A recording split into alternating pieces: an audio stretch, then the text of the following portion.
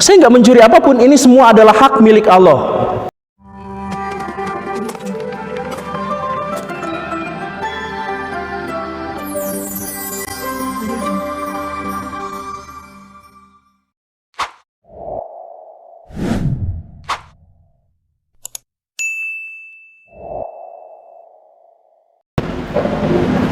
Itu sebentar, itu ada moderator, ada apa? Ada MC? Oh, ini MC-nya tuh. Siaran kepada kita. Jadi buat teman-teman mungkin ada yang bertanya, 3 orang. Bentar ya. Waalaikumsalam. Pak Guru tadi kan perlu dijelasin bahwa di zaman akhir agama ada di atas raja, ada di atas khalifah. Kenapa pattern yang sama itu nggak terjadi di budaya Eropa, Pak Guru? Karena ketika gereja di atas raja itu memunculkan abad kegelapan ya, sampai muncul itu makan besar dan masuk ke abad Renaissance, baru Eropa bisa kembali lagi ke abad keemasannya. Kenapa pattern yang sama di Islam menyebabkan abad keemasan di Islam? Oke, terima kasih. Nuhun. Ya, nuhun pisan. Ini saya gak sabar untuk jawabnya. Mau dikumpulin dulu dari 3 itu? Atau gimana? Langsung jawab? Boleh? Siapa lagi? Dikumpulin aja. Langsung jawab ya. Tuh kan jadi di bawah kan, aduh. Disingkir. Kenapa Islam, kenapa agama kalau misalkan pas zaman Eropa, gereja di atas pemerintahan malah kacau gitu ya? Sederhananya adalah itu lebih mudah terjadi, bahkan sekarang kita melakukan itu. Kenapa seperti itu? Karena agama itu sakral dan agama itu gaib. Dan agama itu susah diukur atau ditakar oleh sebagian besar orang. Sehingga apa? Dalam masyarakat yang rusak, agama itu dijadikan sebagai alat untuk membenarkan tindakan jahatnya dia. Misalkan teroris, pancung orang, Allahu Akbar, pancung orang. Maksudnya apa? Dia jahat, sejak awal dia kejam, sejak awal dia tertekan, dia stres, dia depresi, dan karena dia jahat, dia marah. Tapi ketika dia menggal orang, ini semuanya adalah bagian dari jihad. Ada orang yang mencuri. Kenapa kamu mencuri? Saya nggak mencuri apapun, ini semua adalah hak milik Allah. Ya kan? Ada yang mengatakan seperti itu kan?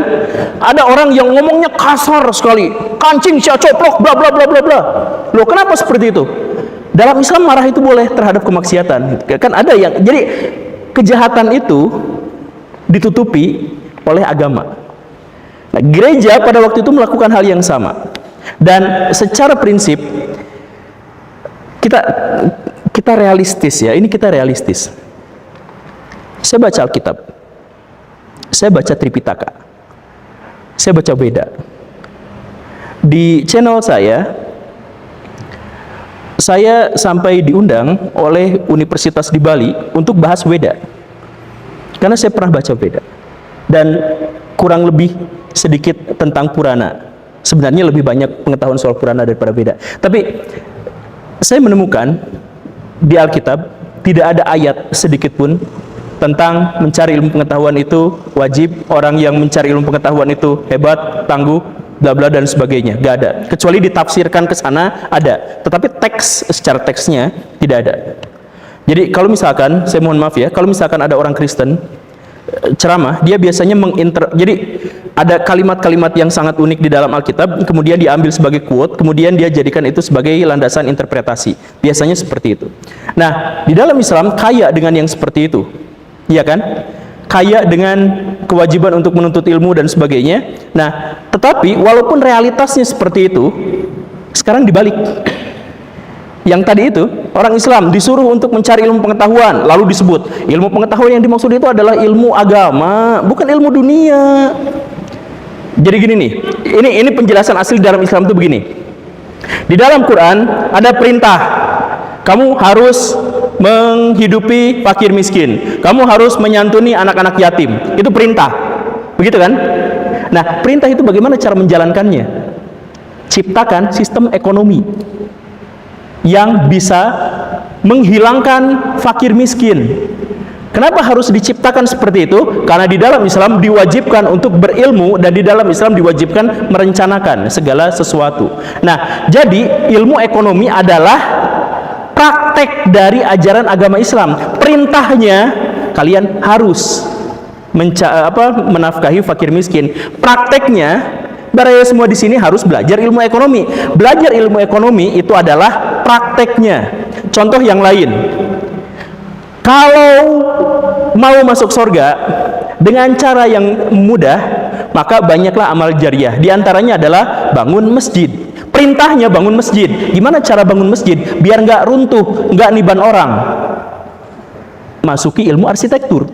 Maka ilmu arsitektur menjadi sebuah kewajiban. Itu adalah praktek dari ajaran agama. Begitu kan? Sekarang semuanya dibalik. Gak usah belajar itu, gak usah belajar ini, gak usah belajar ini, karena gak akan dibawa mati. Akhirnya apa? Agama itu hanya dihafal.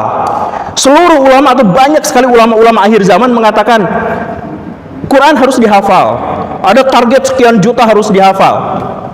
Padahal kewajiban dalam Islam itu adalah setiap satu hafal ayat itu wajib diamalkan. Kalau enggak, dosanya lebih gede daripada enggak hafal sama sekali. Iya kan? Gitu. Nah, sekarang hafal semuanya. Ada nggak yang mempraktekkan itu? Susah sekali yang mempraktekkan. Ayo kita bikin, misalkan ya, ayo kita bikin sistem perbankan agar kita bisa menjadi maju. Gak ada di antara kita yang mau seperti itu. Akhirnya sampai detik ini kita masih tergantung pada riba. Bahkan ribanya dibuat pura-pura syariah.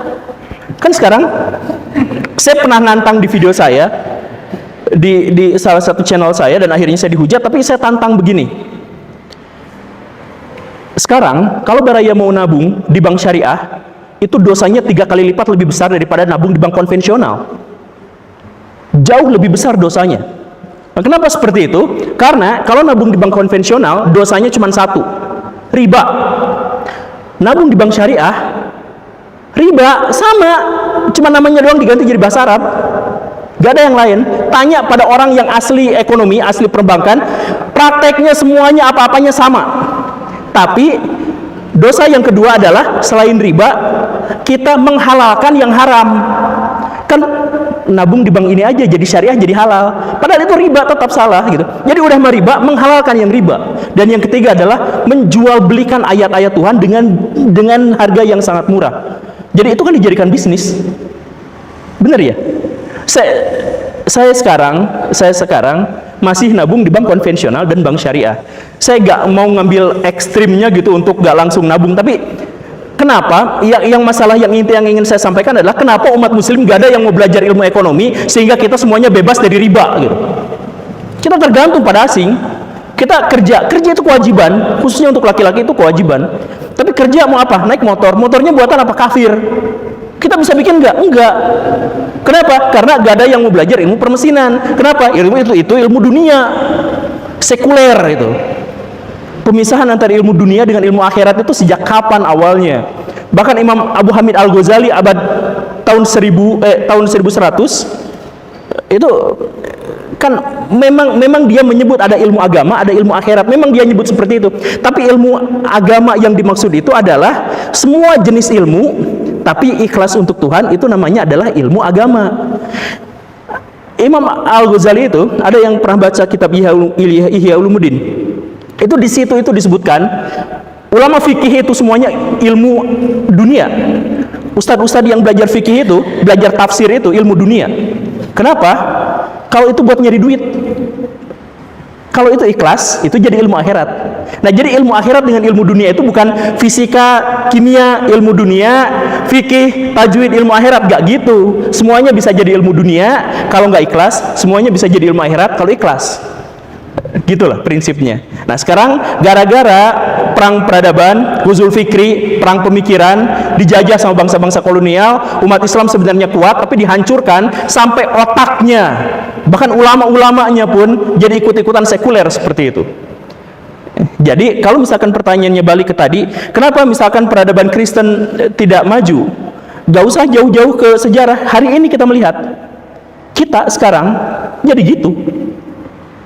Begitu. Jadi agama itu justru malah dijadikan sebagai keset bagian bawah tanpa kita sadar. Kita pada politisi-politisi yang tegakkan syariat Islam itu kita ngikut pada itu, padahal mereka justru malah menjual belikan ayat-ayat demi untuk mendapatkan suara. Makanya partai Islam di Indonesia turun terus suaranya, tapi setiap partai politik jualan agenda-agenda Islam. Nanti kalau saya menang, saya tegakkan syariat Islam, nanti saya buka pengajian yang banyak dan sebagainya dan sebagainya. Itu di bawah sebenarnya. Makanya peradaban Indonesia runtuh. Kepanjangan ya jawabannya ya. Maaf.